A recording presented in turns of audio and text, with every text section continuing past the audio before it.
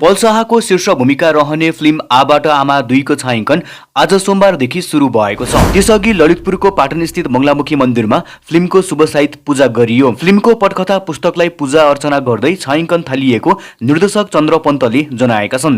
यो फिल्म 2082 सालको व्यावसायिक हिट फिल्मको दोस्रो श्रृङ्खला हो। यससँगै मेकरले कलाकारको लाइनअप पनि सार्वजनिक गरेका छन्। अघिल्लो भागको कथावस्तुसँग दोस्रो सिक्वेल सम्बन्धित नभएको बताइए पनि अधिकांश कलाकारहरू भने दोहोरिएका छन्। अघिल्लो फिल्ममा देखिएका शाह सहित विपना थापा, प्रदीप राउत, गजित विष्ट दोस्रो भागमा पनि देखिने भएका छन्। सिक्वेलमा आकाश श्रेष्ठ, नरेश खड्का पनि जोडिएका छन्। महिला कलाकारहरू तय हुन बाँकी छन्। उनीहरूको कास्टिङ जारी रहेको जनाइएको छ। अघिल्लो भागमा देखिएका सिमरन पन्त, उषा उप्रेती देखिने छैनन्। शुभसाहित छायाङ्कन थालिए पनि फ्लोरमा जान केही समय लाग्ने जनाइएको छ। कलाकारको छनौट टुङ्गिएपछि मात्र छायाङ्कन अघि बढाउने निर्देशक पन्तले जनाएका छन्। यो फिल्मको प्रदर्शन मिति भने दशैंमा हुनेछ। तपाईहरू पनि अभिनेता पल शाहको मुख्य भूमिका रहने यो नयाँ फिल्म आबाट आमा 2 हेर्नका लागि कतिको एक्साइटेड हुनुहुन्छ कमेन्ट गर्नुहोस्।